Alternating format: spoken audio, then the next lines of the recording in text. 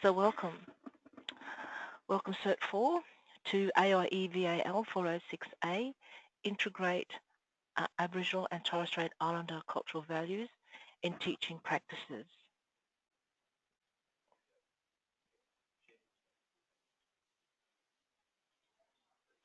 Welcome to country.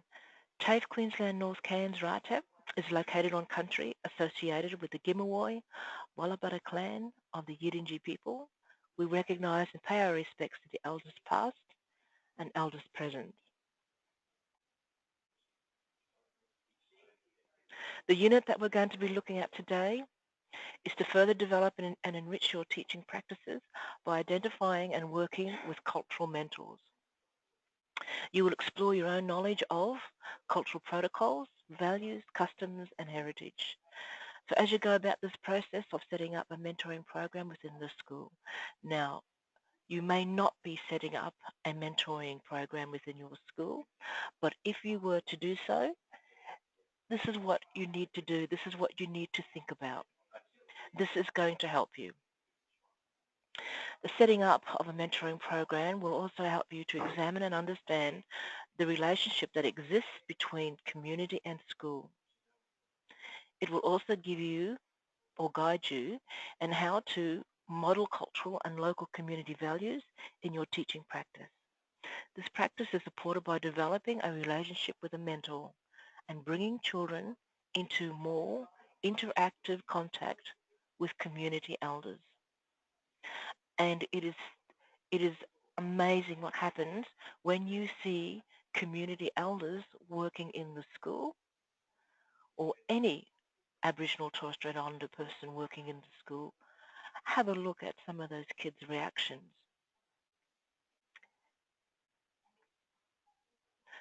Now, the skills you will acquire in this study will strengthen your personal cultural knowledge and prepare you for your possible future employment as a teacher aide.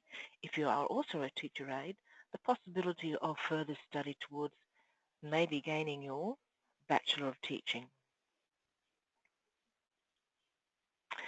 So here's a little definition about culture. Anna, could I get you to read this for me, please, love?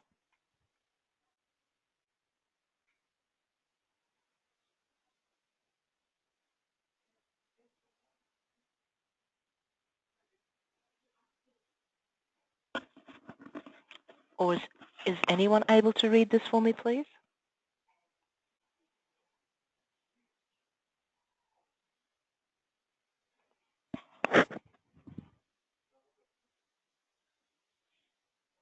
Hello? Thanks, Jeanette. Culture is a whole complex of distinctive spiritual, material, intellectual, and emotional features that characterize a society or a group. It includes creative expression, community practices, and material or built form. So thank you very much, Jeanette. So culture is very complex, and in that it contains our spiritual, material, intellectual, and emotional features. And this was from this was a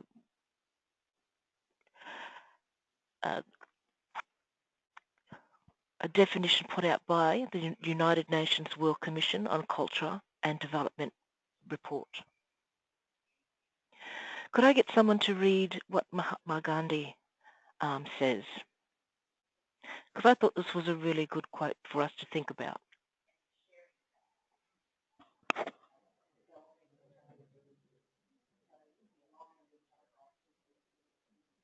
Thanks, Letitia.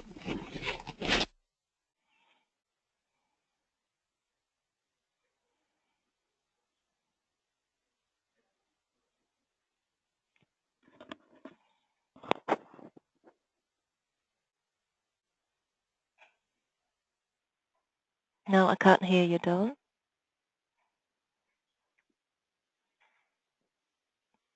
No, it's not coming through.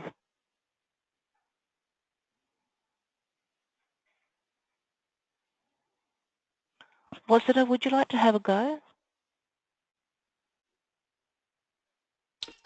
Your beliefs become your thoughts become your words become your actions become your habits become your values become your destiny. Thank you, Wazida, and thank you, Letitia, for trying there. Don't know what's happening with your mic. We always seem to have this problem, don't we? But we'll get there in the end. So this, I thought, was a really great way of thinking about cultural practices, what we need to put into our practices at school. What are our cultural values? And your values become your destiny. That's the main thing I wanted to emphasize, is that your values become your destiny, where you're going to go. And that's so important for our children within the schools. When we put in cultural values, when we embed in cultural values into our school, it becomes their destiny. It empowers them. It gives them self. It gives them identity to be able to go where they want to go because they know who they are. Just another little thought here about integrate. So this is a definition about integrate.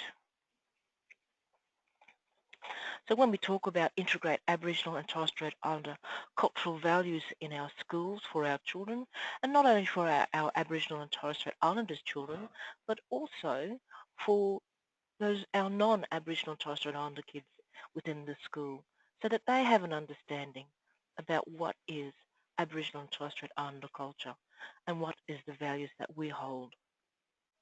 So when we're talking about integrating it into the schools, we're talking about to make into a whole by bringing all parts together, to unify, to join with something else, to make a larger unit, to open to all people and races, to admit to equal membership. So these are the terms, these are the definitions of integrate. And when we're talking about that, it needs to be done in our school. We need to integrate cultural values into our schools for our children, to empower our children. Why I'm saying that is because if you look at the statistics, and especially if you look at Close the Gap and the report that comes out of Close the Gap, this so makes sense. Cultural values. So, Letitia, would you like to try have another go at reading, see if you can read this for me? See if your mic's working.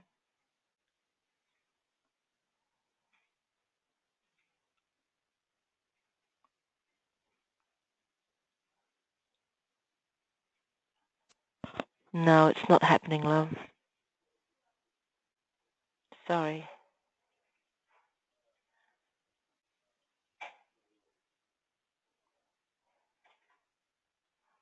Okay, so I've just read violence. All right, I'm sorry, Letitia. Sorry about that, darling, but yeah. And thanks, Kerry, for that information about Violet. So thanks, Letitia, for trying.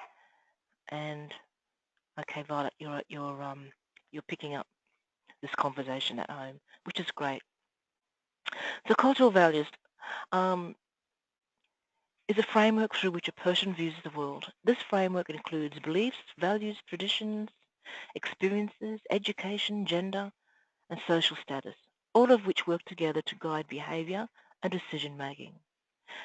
Now, this is interesting in that I got this from a young fellow called Ash Sweeney, and Ash was my Cert 3 in grade 11 and 12.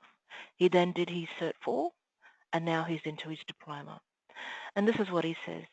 The most important exam you will ever have to pass in life is choosing values that will stand the test of time. So I thought that was pretty good, a great little quote. The next term that we need to look at and identify is mentoring. So what does mentoring mean? A mentor, a wise and entrusted counselor or teacher, an influential senior sponsor or supporter. So a teacher or a supporter, a trusted counselor.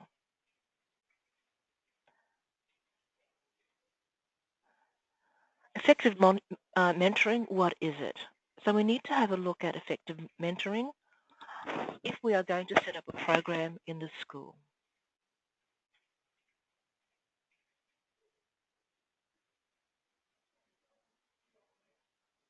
And it'll take a while to pop on.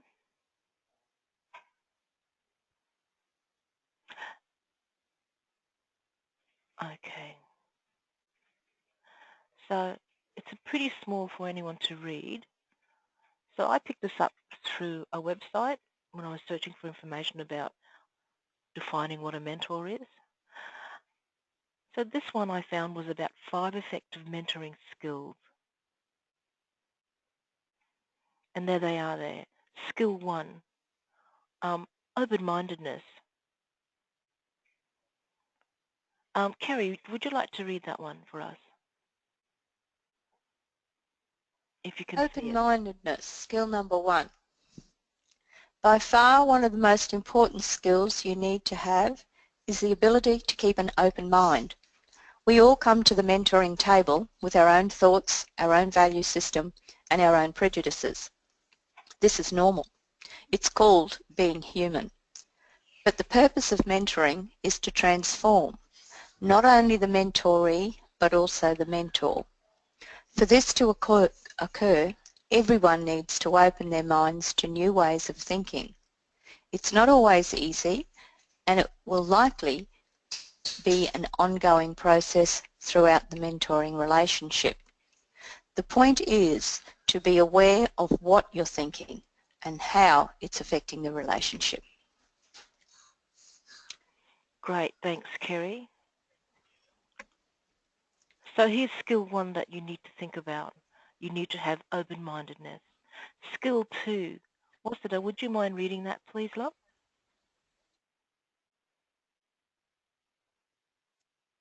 Active listening.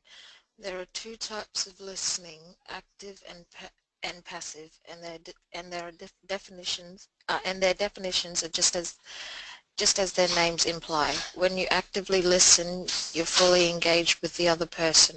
You're focused on what he or she is saying, and you reinforce what the person is saying by offering nonverbal cues, such as eye contact and nodding your head.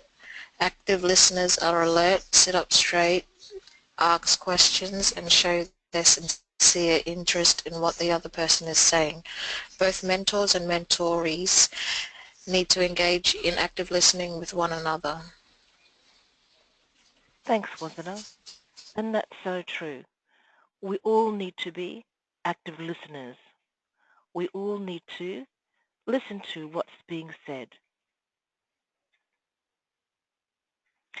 Skill 3, tough questioning. Jeanette, would you mind reading that one, please?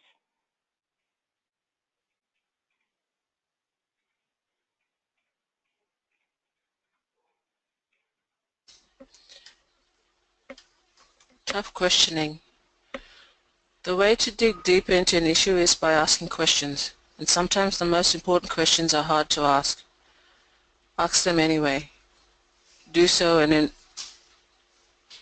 with diplomacy Yep, and task and tact. and tact, of course, but go ahead and ask. Thanks, Jeanette. Tough questionings. We need to ask them. But as Jeanette read there, we do so diplomatically and with tact. And sometimes there is going to be some tough questionings that need to be asked from the mentor's point of view or the mentee's point of view. Total honesty. Anna, can you read that one for me, please, love? The 4th skill? Total honesty. This goes hand in hand with the previous skill. if you ask a tough question, or if you're asked a tough question, be prepared to hear honest answers or to deliver honest answers. It's not always easy to be completely honest, but it's important. Of course, to be honest, you need to feel safe. Exactly. Thank you, Anna. You do need to feel safe. So if you're asking those tough questions and you're asking them with honesty, you need to make sure that both you as the mentor or you or the mentee are safe, are feeling culturally safe. Because when it comes to asking those tough questions and being honest with them, skill 6 comes into play.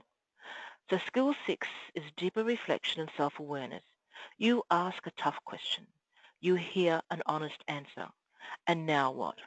This is where reflection and self-awareness come in.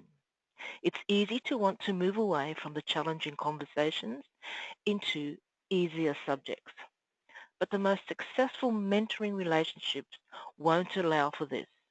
Instead, mentors and mentees will take time to reflect on what's being discussed.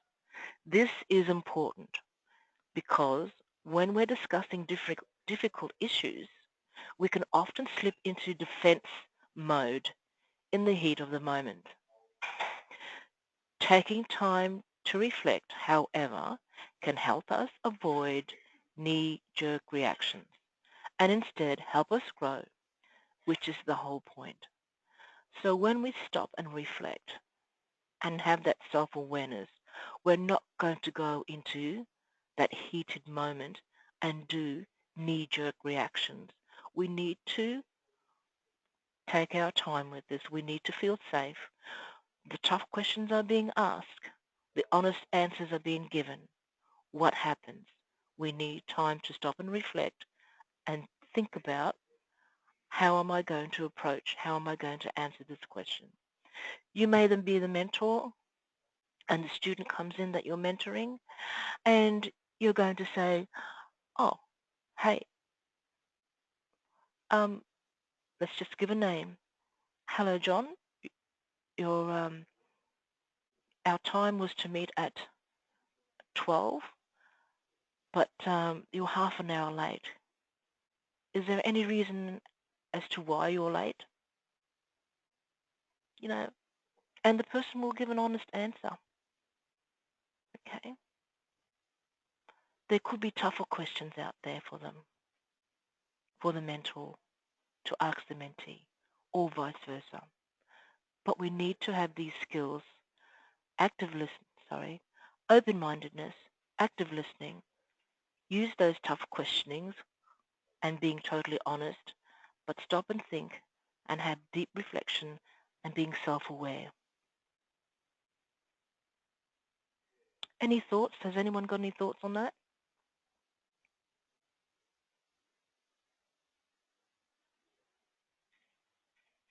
Okay, let's move on to the next slide.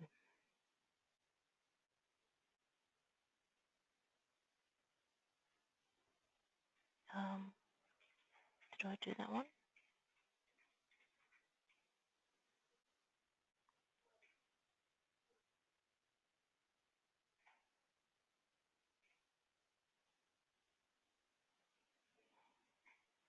So here we go. We're looking at, and I should have put this first, what is a mentor? What is mentoring all about? And here's some definitions about being a mentor. Now, a mentor are these 4 things. A mentor facilitates, all right? They don't teach, they don't control. What they do is they facilitate personal and professional growth in an individual by sharing the knowledge and insight that they have learnt through the years. A mentor's purpose is to be a role model, a coach, a broker, and an advocate. Anna, could you read what does it mean by a role model? A role model is a person so effective in a professional or personal way that he or she is a model for others. Since a mentor's behavior will influence their mentee's behavior, they should consider how they would appear if their actions were videotaped over a day. Would they be proud of themselves and of their mentee if they emulate the mentor's behavior? Interesting, isn't it? Thank you, Anna. Interesting, is it? If you were to videotape a mentor and a mentee for a whole day, would they be proud of themselves and their mentee? Because remember, it says here, a mentor, a role model is a person so effective in an effective and a personal way that he or she is a model for others. Since a mentor's behavior will influence the mentee's behavior. If you're teaching at a school already, if you're working at a school already, you are a role model. Unbeknowingly, you are. You're a role model for our children out there. A coach, let's see what it says about being a coach, a mentor being a coach. Jeanette, could you read that for me, please?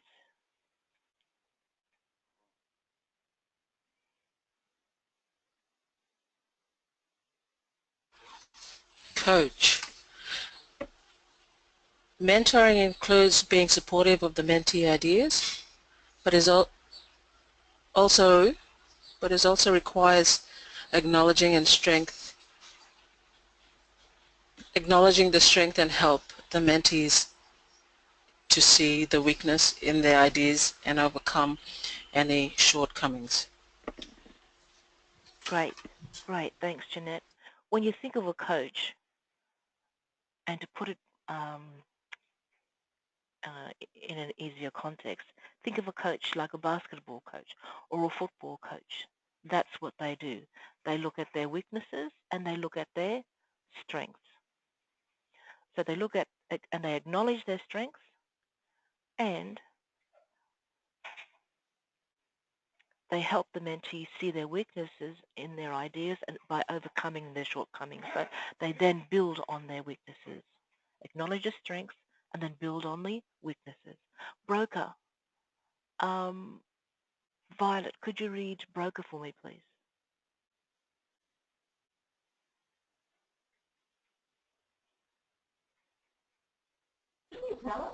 Hello, Hello? can you hear me? I can hear you loud and clear. Hi. Hi. Oh, okay. Hi, Lynley. Broker. Mentees look to their mentors to help increase their contacts in their chosen profession. That means that the mentor must be skilled in building a network of individuals to whom they can go to help their mentees. Once they know the mentees' carer goals, they can draw upon their established peer relationships to get the additional information or resources that their mentee needs. Great. Thanks, Violet. I heard you nice and loud and clear. So a mentor is also a broker. They need to help or be able to have those networks out in the community, contacts networks out in the community to direct and help the mentee uh, support them towards their chosen profession. So you might have someone out there who is a basketball player. And so what are you going to do?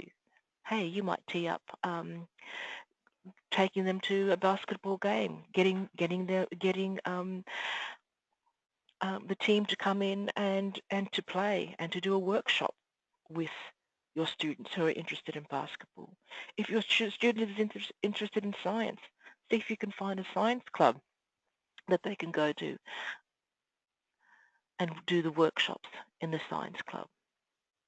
So your mentor is also a broker. They must be skilled in building a network of individuals to whom they can go to help their mentees, so that your mentees can then, which helps the mentees guide them or help support them towards attaining their goals. Last one is advocate. Wasida, would you mind reading advocate for me, please?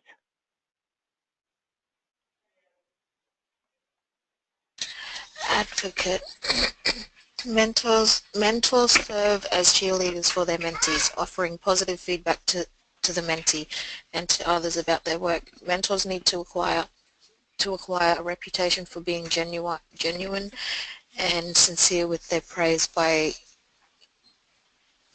citing Citing.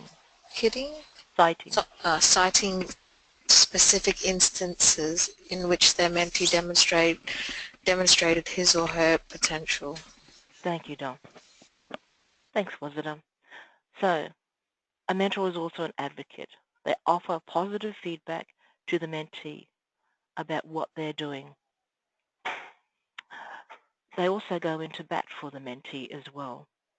So you actually have someone who is going to go in there, cheer them on, to support them, and have a look and get them to reach their potential. So these are the roles that a mentor plays. They're a role model, they're a coach, they're a broker, and they're an advocate.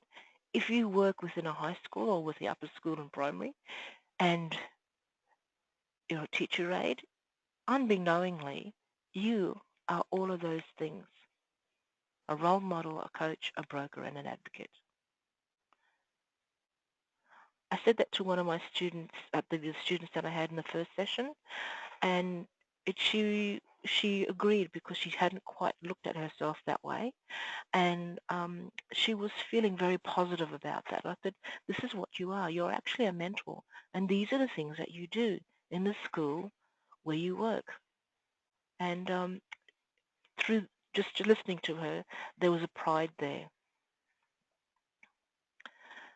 Now we're going to have a look at some effective and ineffective characters of a mentor. Let's have a look at the ineffective characters that we don't want. So when you're going into that community, when you're trying to look for a mentor to set up your program within the school to help your students to build their self-esteem and their positiveness and their identity so that they can attain their goals and where they want to go in life, these are the characters that we don't want to see in a mentor. So we don't want to see someone who's too busy to mentor. They may be busy for, whatever reasons they are. So someone who's too busy, you don't want to put that person into that mentor role. Using the mentee as a help. Instead of having the mentee's best interest at heart, they pass on the responsibilities, assignments and loads of work, extra work that you don't want to do. So you don't want a mentor that does that. You don't want a mentor who's overcritical. If they are a criticizing mentor, you always point out why something is wrong, or they always point out why something is wrong. They feel that their position gives them the right to point out mistakes, all of them. So when you're doing this, don't look for this ineffective characteristics, overly critical. A mentor who's not with the times, because they need to keep up with the times. They need to keep pace with the times. They need to be up with the current trends of what's happening in today's world so that they can pass that information on to their mentees so that they can keep up with the times. As also the mentors need to keep up with the times because it's all about the mentee, the child, attaining their dreams and goals. We don't need a mentor who is ego striving.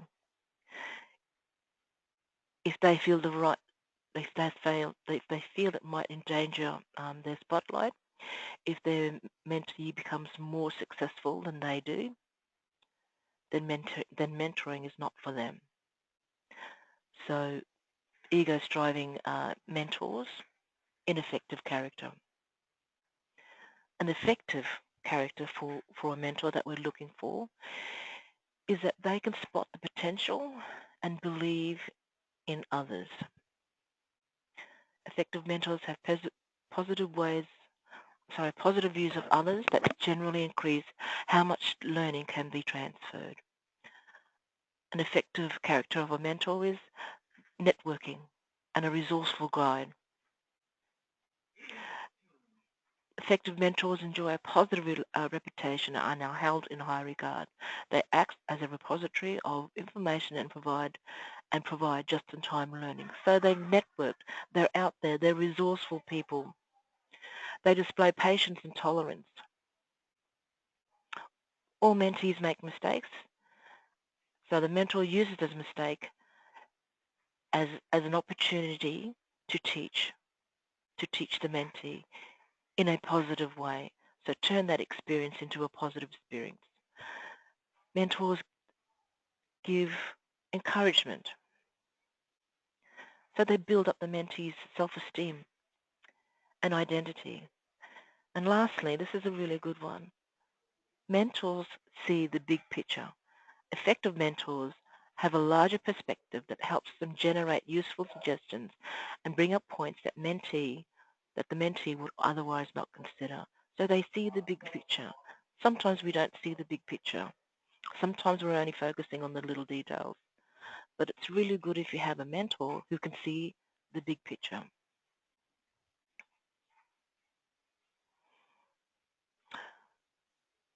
Okay, so we won't go into that, but I could put that up for you as an extra resource if you would like to see a little bit more information about definitions and characters of a mentor.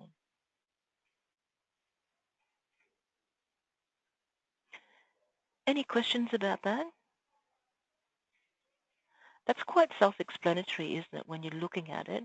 When it's written and we read it and see it, we then think, yes, that's what a mentor should be doing. So let's have a look at our learner guide. And in learner guide, section 1,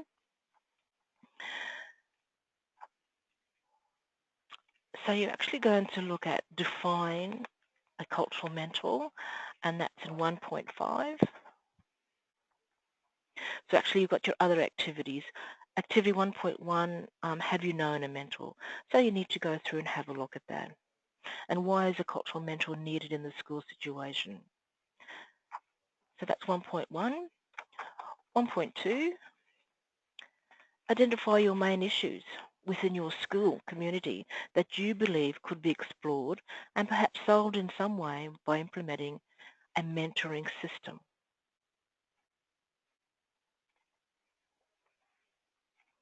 Activity 1.3, explain in your own words, what does this mean?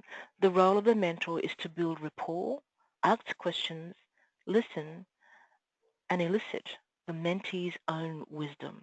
Now we've just gone through the characteristics of a mentor and those skills.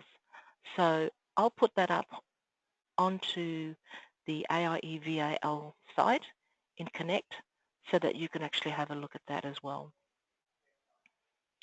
1.4, you need to think about what it means for an elder or community member to be identified as a cultural mentor.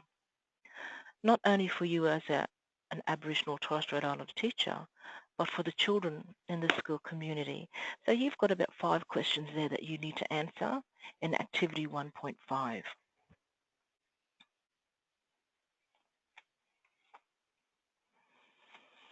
Sorry, 1.4.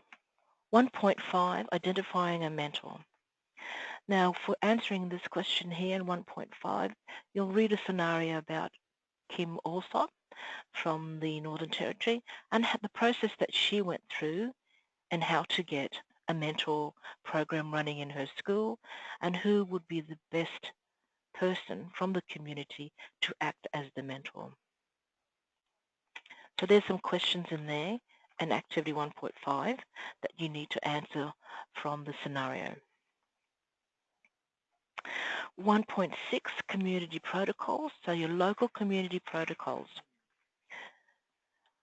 So here's a couple of questions in here. You need to list any local cultural values or Indigenous protocols or not Indigenous, Aboriginal or Torres Strait Islander protocols that you are aware of that may have relevance to your school community.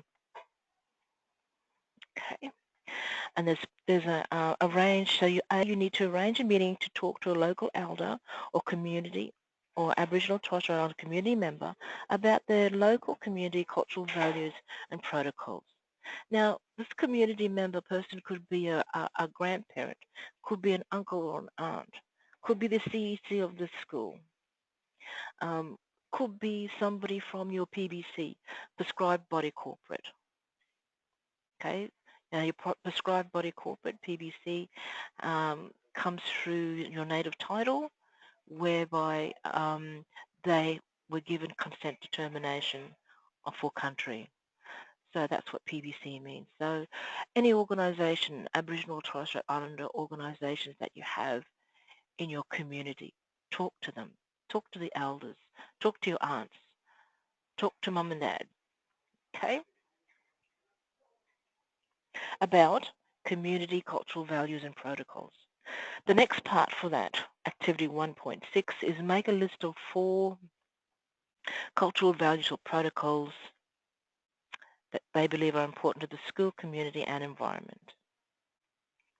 Activity 1.7 is a little cultural self-assessment that you need to go through and fill out. We don't see that, I don't see that, your TC sees that, and you see that. Activity 1.8, guidelines for working with mentor. You need to explore some of the issues to consider when setting up your own mentoring program. So remember, this is all about helping you to set up a mentoring program within your school. You need the support of your principal and your colleagues to be able to set this up, and also your community, your Aboriginal and or Torres Strait Islander community. So 1.8 looks at guidelines for working with mentors. And there are some questions there that are going to help you. So that is section 1. Now, I don't know if I can put this up on the hub. We're having a bit of technical problems with that. But if you could, I could email this out to you all for you to have a look at, to show you what those 3 videos are. They're more about this one here is about identity. The first one is about identity. The third one is about an actual mentoring program. And I'm sorry, I forgot what the middle one was about. But the first one is looking at identity. The third one is about an actual mentoring program. And you'll, the middle one is important too, but I just can't remember what that is. So I'll try and put that up or email it to everyone so that you can actually access that. Section 2 in your learner guide, or topic 2 in your learner guide, this is about act as a role model for local cultural values. Now the first activity that you need to have a look at is activity 2.1. We're just going to go through the book. And the question is, what would your focus area be in your school and community if you were to set up a mentoring program? And you need to list them. Now it's got here, develop strategies for modeling cultural values. This is actually going to help you when you're answering assessment tasks too, about putting in strategies. What are your strategies? How are you going to implement these strategies? And where would these strategies sit? So activity 1.2, if you have a look after that, the information there is really important for you to have a look at for assessment task 2. 2.2 is activity 2.2 is a list of community cultural values. Now within that there are examples. that you're going to look at, some issues that will be have some issues that would have relevance to the school, the community, and the environment. Now, these points are actually in your, some of them are actually in your assessment task too. Land ownership, traditional law, language usage, kinship, men and women's business. So you need to have a look at that and find out, well, how do I just, what does this mean? How is this going to help me? What are the strategies am I going to use when I'm looking at land ownership? And we'll look at that later on in the track. 2.3, activity 2.3 is about know your community. So you're just going to tick and flick. Do you know your community? Yes or no? Activity 2.4, list of strategies for modeling cultural values, language, communication, ceremonies, and lifestyle. And they've each got an example or a model strategy. 2.5 is a case study that you need to read, as well as 2.6. 2.7 is ways to implement strategies. This is also part of your assessment task too. So activity 2.7, and you need to create a strategy to incorporate each cultural value listed below into a classroom activity or a community excursion and describe how you would action it. So what is your strategy? The strategy being your aim or goal. What is your aim or goal? The next part is how will the strategy be taught or brought to life in your community, which means how are you going to implement it? And then finally the third point is which area of the curriculum is it relevant to? So you actually need to understand what is the curriculum that's being taught at your school. And you need to actually TC this.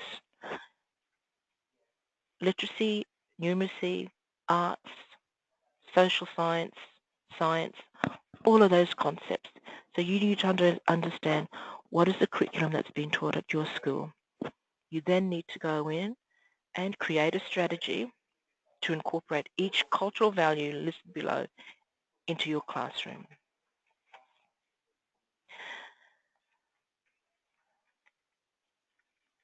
Here's two more YouTube videos that I would have liked you to have a look at.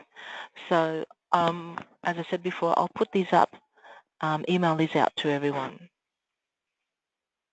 Lastly, section 3 is facilitate interactive projects between children and elders or mentors.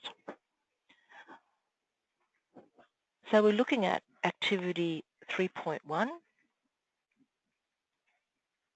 Use a protocol checklist for consulting with community to set up regular engagement between elders and children in school time.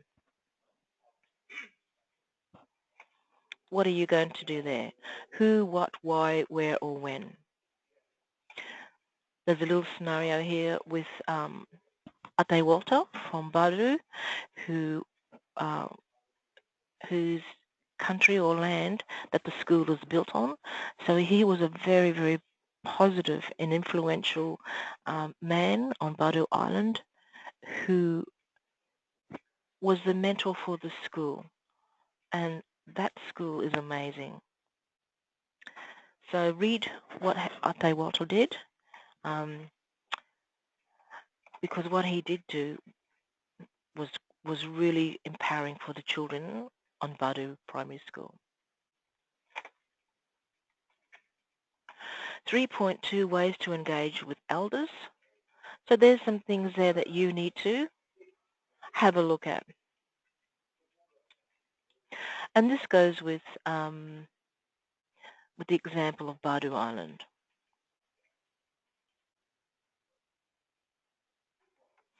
So the question that you're going to use on ways to engage elders is, my community mentor's official role, what would it be?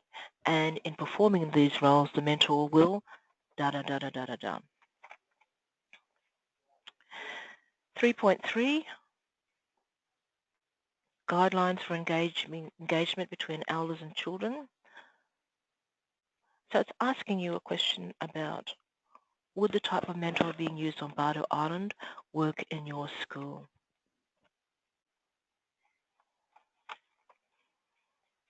(3.4) Individual mentoring role. And this looks at the scenario from Northern Territory. Would that type of mentoring that Kim also used be effective or not in your school? 3.5 is guidelines for mentoring program. Now, just above 3.5, there's some information that's going to help you answer your question. That organising your recording using the headings given on this page. So it's general, acknowledgement, recognise and support of Indigenous cultures.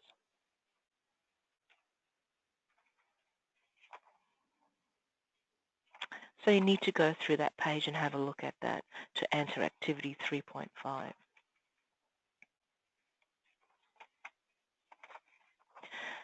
And finally, 3.6, guidelines for recording cultural material. And that's part of assessment task 2. We all know that when you're recording information or cultural material, we all need to be respectful, but we've also got to understand that the copyright issue and intellectual property issue. Just to give you a quick story, a lady actually went onto one of the communities and spoke to elders about stories and places. That person then took it back out of the community and wrote that information up and made a storybook out of it. And without the consent and without the permission of the elders from that community that she had spoken to. So just be very, very aware of that, because your community elders are going to ask you, what is this information used for? Where is this information going to go? Who will have access to it? And why are you using it? So we need to be very, very careful when we're recording any material from the community.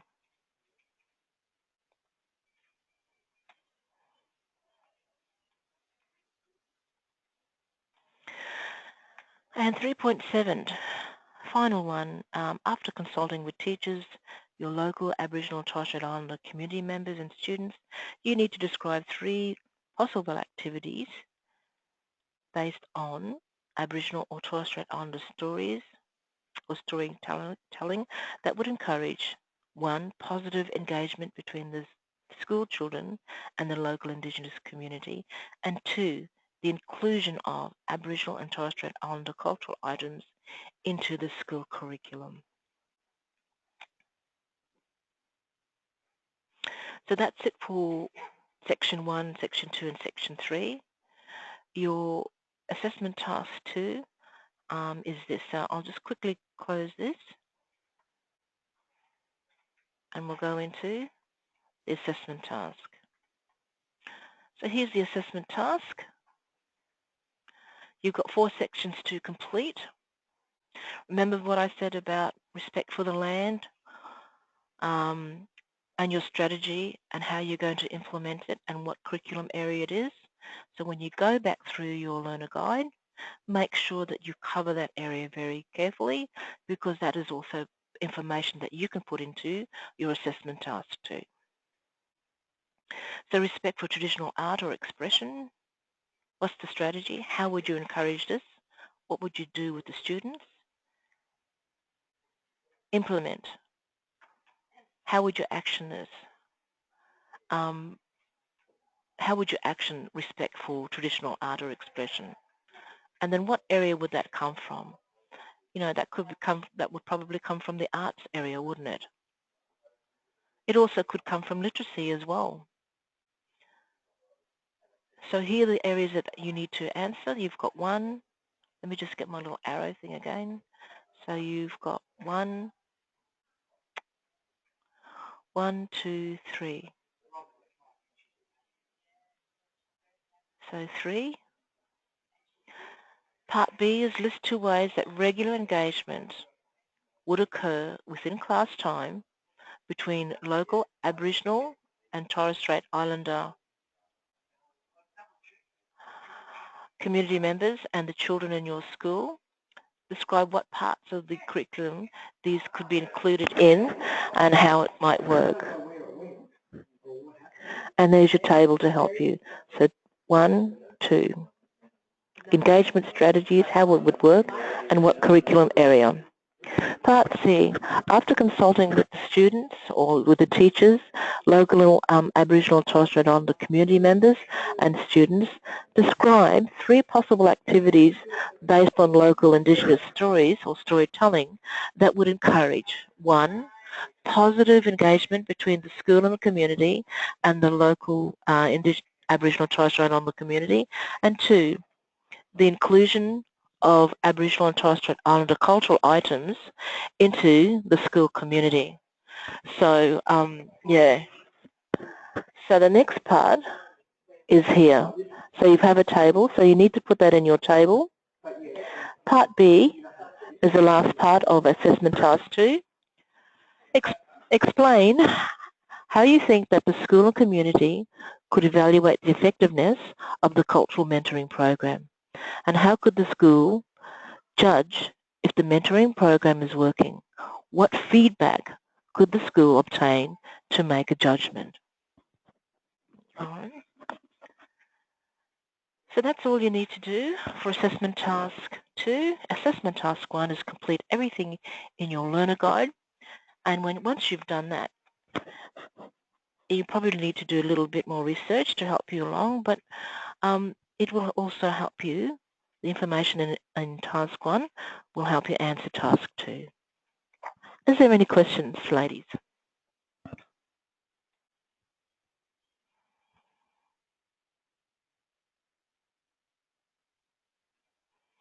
Anna, are we okay in Cairns?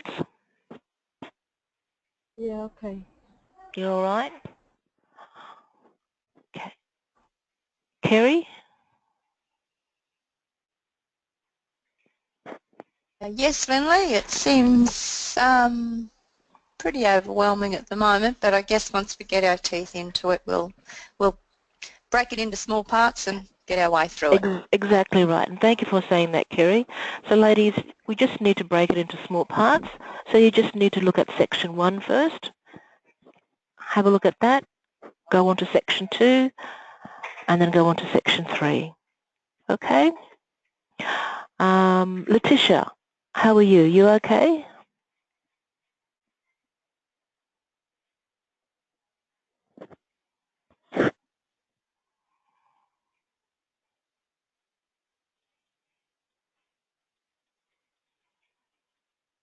No, you're still having problems with your mic, love. Violet, are you okay? Yep, I'm okay, Lynley. Thank you. Great, thanks, Violet. What's the day? Are you okay?